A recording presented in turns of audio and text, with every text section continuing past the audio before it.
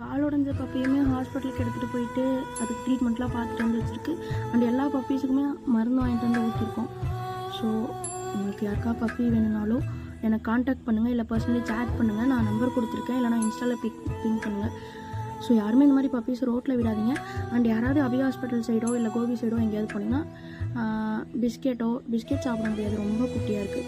Milk வாங்கி அதில் water இது பண்ணி வைக்கணும். ஆக்சுவலி அதை வந்து பாயில் பண்ணி தான் வச்சுருக்கு, ஏன்னா அது ரொம்ப குட்டி, அதுக்கு வந்து டைஜஸ்ட் ஆகுமான்னு கூட தெரியாது.